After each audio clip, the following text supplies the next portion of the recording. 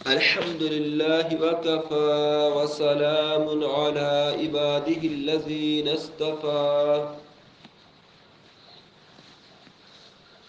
سورۃ المؤمنون ہے 18واں پارہ اور آیت نمبر 42 سے پڑھیں گے 42 سے. صفحہ نمبر 311 ہے. اعوذ باللہ السمیع العلیم من الشیطان الرجیم من همزه ونفخه ونفثه. بسم اللہ الرحمن الرحیم.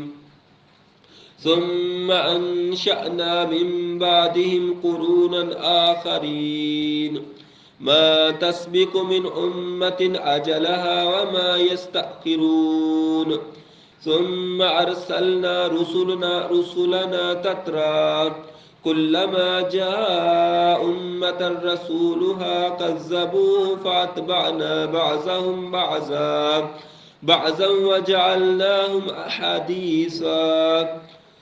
وجعلناهم أحاديث فبعدا لقوم لا يؤمنون. ثم أرسلنا موسى وأخاه هارون بآياتنا وسلطان مبين. اللہ رب العالمین، اللہ احکم الحاکمین، اللہ رب الرحمن اپنے مقدس تین کلام قرآن کریم میں ارشاد فرماتے ہیں، ثم پھر انشأنا ہم نے بسایا، من بعدہم اس کے بعد، قروناً بہت سی صدیوں کے لوگ، آخرین ان کے بعد، یعنی کہ بعد میں آنے والے بہت سے بستیوں کے لوگ، بہت سی صدیوں کے لوگ ہم نے پھر بسائے. کل بھی جب ہم نے سبق شروع کیا تو اسی صفحے کی پہلی سطر میں جو آیت تھی، آیت نمبر 31، وہ بھی یہی تھی، یعنی کہ یہی بات وہاں پر بیان ہوئی تھی. اس سے پہلے جو ہم نے پیچھے پڑھا تھا وہ سیدنا نوح علیہ السلام ان کی قوم کا واقعہ تھا. تو ان کی تباہی کے بعد اللہ تعالیٰ فرماتے ہیں پھر ہم نے اور لوگ آباد فرما دیے، مثلا قوم عاد اور سمود وغیرہ. اور کل ہم نے پڑھا کہ انہوں نے بھی اپنے نبیوں کو جھٹلایا تو اللہ تعالیٰ نے ان کو بھی تباہ و برباد کر دیا. پھر یہاں پر آگے اللہ تبارک تعالیٰ فرماتے ہیں اس کے بعد مزید اللہ تبارک تعالیٰ نے بہت ساری قومیں آباد فرمائی دنیا کے اندر، جیسے حضرت شعیب علیہ السلام کی قوم ہے، حضرت جو ہے وہ لوط علیہ السلام کی قوم ہے، حضرت ابراہیم علیہ السلام کی قوم ہے.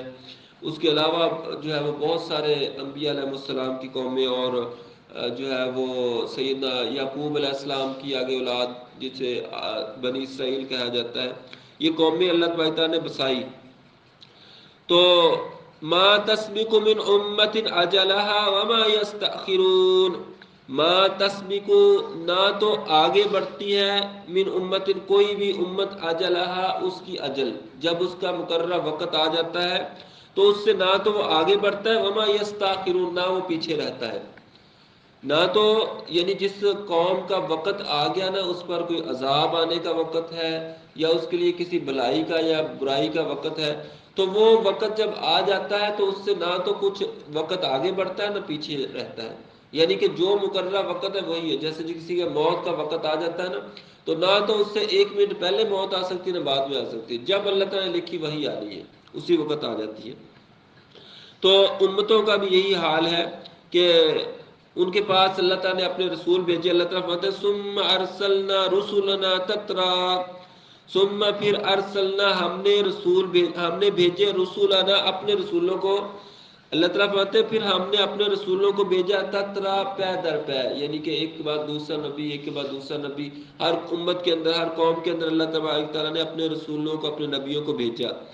کلما جب بھی، جاء آتا، امتن کسی امت کے پاس، رسولہا ان کا رسول، جب بھی کسی امت کے پاس ان کا رسول آ جاتا تو وہ آگے سے کیا کرتے، کذبوہ اس کو جھٹلاتے، فاتبعنا بعضهم بعضا تو پیروی کی بعض نے بعض کی، ٹھیک ہے نا، یعنی ایک دوسرے کے ہم نے، اللہ تعالیٰ فرماتے ہیں ہم نے ان میں سے بعض کو، یعنی کہ بعض کے ساتھ پیروی کی، یعنی بعض کے پیچھے لگا دیا.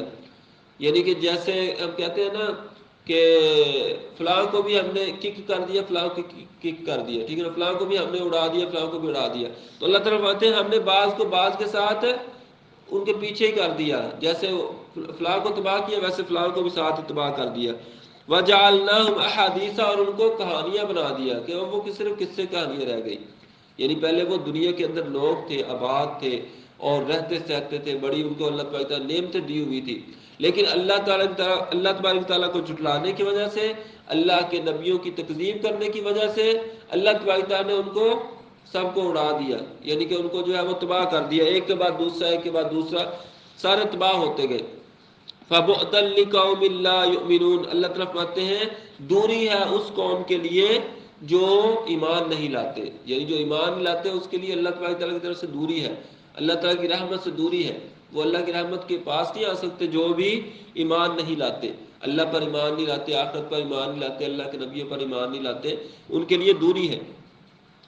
ثم ارسلنا موسیٰ واخاہ ہارون، پھر ہم نے بھیجا موسیٰ علیہ السلام کو اور ہارون علیہ السلام کو، یہ بنی اسرائیل کی طرف آئے تھے، اور اسرائیل میں نے بتایا کہ جیسے حضرت یعقوب علیہ السلام کا لقب تھا، تو حضرت یوسف علیہ السلام کا واقعہ ہم پیچھے پڑھ چکے سورہ یوسف میں کہ وہ مصر میں آ کر آباد ہو گئے تھے، وہاں حکمران بن گئے تھے، تو اپنے والدین کو، بھائیوں کو بھی بلا لیا تھا، تو وہ وہاں پر رہے، ان کی اولادیں آگے بڑی سری، اور جو ہے بڑھتے بڑھتے وہ پوری ایک قوم بن گئی جسے بنی اسرائیل کہتے ہیں، تو وہ کچھ عرصہ تو حکومت میں رہے، بعد میں جو ہے وہ قبطی حکومت آ گئی، فرعونیوں کی حکومت آ گئی، انہوں نے بڑے ظلم کیے یعنی بنی اسرائیل پر، تو اللہ تبارک تعالیٰ نے ان کو ظلم سے نجات دلانے کے لیے سیدنا موسیٰ علیہ السلام کو بھیجا، اور ان کے بھائی ہارون علیہ السلام کو بھی ان کے ساتھ کیا، دونوں نبی جو ہے وہ آئے، اللہ تعالیٰ فرماتے ہیں بھی آیاتنا، وہ ہماری آیات کے ساتھ آئے،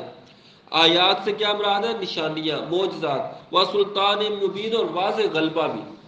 آپ کہیں گے معجزات تو تھے، ٹھیک ہے کہ ان کے پاس جو ہے وہ ایک یعنی عصا تھا جو کہ سانپ بن جاتا تھا، ان کا سیدنا موسیٰ علیہ السلام کا ہاتھ تھا ید بیضا کہ وہ بغل میں دباتے جب باہر نکالتے چمکنے لگتا تھا، وہ سلطان مبین، واضح غلبہ کیسے ہوا؟ غلبہ تو نہیں تھا، یعنی ظاہری بات ہے غلبہ تو اس دور میں فرعونیوں کو تھا، فرعون جو تھا وہ بڑا یعنی کہ اپنے آپ کو خدا کہنے والا اتنا بڑا بادشاہ تھا، اور اس کی جو ہے آس پاس نوکر چاکر اور جو ہے وہ، لیکن غلبہ واضح کیا تھا کہ اس کے چوکی داروں کو بھی روکنے کی ہمت نہیں پڑتی تھی جب ایک ڈنڈا لے کر جو ہے وہ حضرت موسیٰ علیہ السلام اور ہارون علیہ السلام اس کو دعوت دینے کے لیے جاتے، اور کئی دفعہ دعوت دینے کے لیے گئے اور وہ آگے سے سوال جواب کرتا لیکن لاجواب ہو جاتا، اس کو آگے سے بات نہ کرنی آتی، اتنا وہ اپنے آپ کو سمجھدار سمجھتا تھا فرعون، لیکن اس کو بات نہ کرنی آتی، کوئی جواب نہ دے پاتا، اور اتنے اس کے سپاہی لیکن وہ کوئی سزا نہ دے پاتا سیدنا موسیٰ علیہ السلام اور ہارون علیہ السلام کو،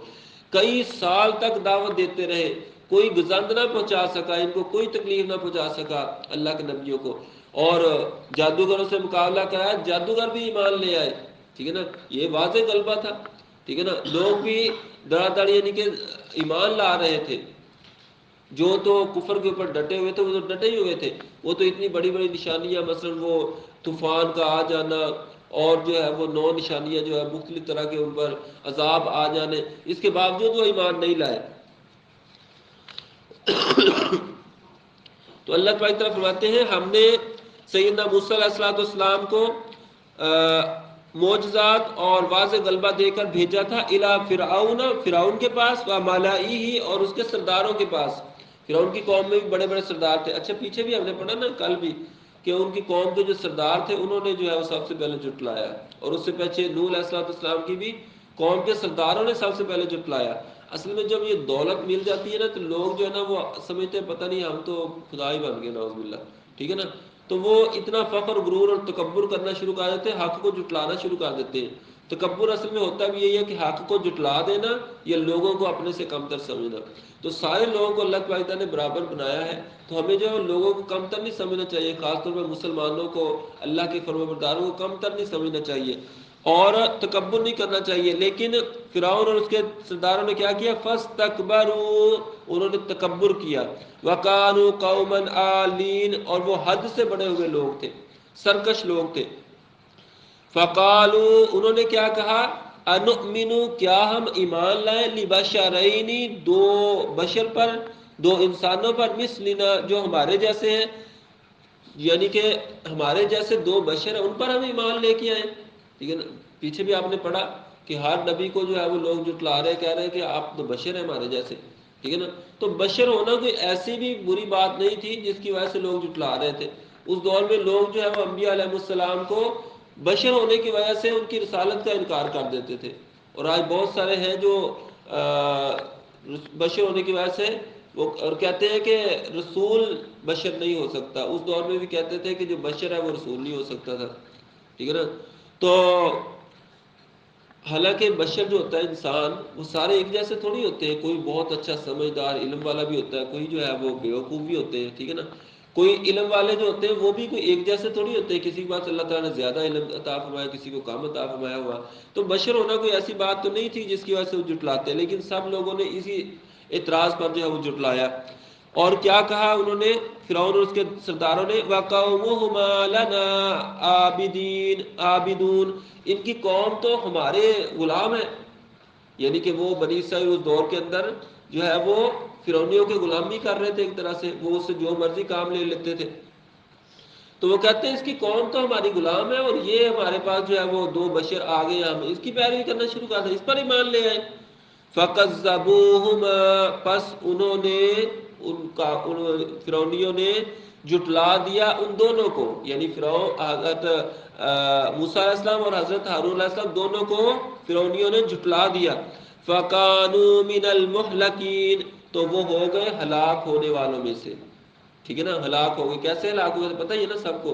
واقعہ پیچھے بھی ہم نے پڑھا, سورہ اعراف میں بھی, سورہ یونس میں بھی پڑھا ہے کہ کیسے وہ جو ہے وہ جب حضرت موسیٰ علیہ السلام اپنی قوم کو لے کر دریا پار ہوئے تو فرعونی بھی آ گئے اور اسی دریا میں سے گزر گئے کچھ رستے میں سے. تو اللہ تبارک تعالیٰ نے اس کو ملنے کا حکم دیا اور پانی آپس میں مل گیا اور وہ اس کے اندر ڈوب گئے. ٹھیک ہے نا. غوطے کھا کھا کر مر گئے. اور جب غوطے کھاتے ہوئے مرنے کے قریب ہوا تو فرعون بھی اس وقت کلمہ پڑھنا شروع ہو گیا. اس وقت کلمہ پڑھنے کا کوئی اعتبار نہیں ہے جب عذاب آ جائے اللہ تعالیٰ کا. وَلَقَدْ آتَيْنَا مُوسَى الْكِتَابَ لَعَلَّهُمْ يَهْتَدُونَ, اور یقیناً آتینا ہم نے عطا فرمایا موسیٰ علیہ السلام کو الکتاب, کتاب عطا فرمائی, لعلہم تاکہ وہ لوگ یہتدون ہدایت حاصل کرے.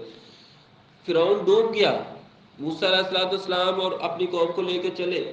آگے جو ہے وہ طور سینا میں پہنچے اور کوہ طور پر جا کر جو ہے وہ 40 راتوں کا وعدہ تھا, وہاں پر اعتکاف بیٹھے, اللہ تعالیٰ سے ہم کلام ہوئے, وہاں سے تورات لی, پھر واپس آئے. وہ تورات کیا تھی اللہ تعالیٰ فرماتے ہیں وہ کتاب تھی لعلہم یہتدون, تاکہ وہ ہدایت حاصل کریں. ٹھیک ہے نا. اب آپ کہیں گے بھئی تورات بعد میں نازل ہوئی ہے, فرعونی پہلے ڈوب گئے. ٹھیک ہے نا. تو آج کل نا بہت سارے لوگ ہیں یا ایک فرقہ ایسا بنا ہوا, وہ کہتے ہیں صرف قرآن کو ماننا چاہیے, حدیث کو نہیں ماننا چاہیے. ٹھیک ہے نا. نبی صلی اللہ علیہ وسلم کے فرمان کی ضرورت نہیں ہے, صرف قرآن ہی کافی ہے.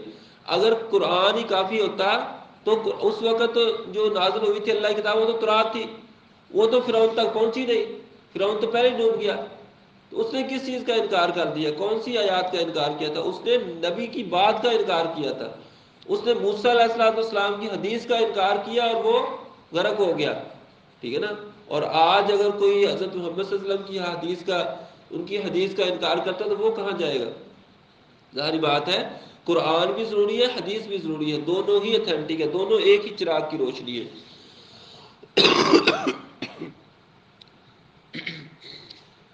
رکوع کی ایک آخری آیت رہ گئی. اعوذ باللہ من الشیطان الرجیم.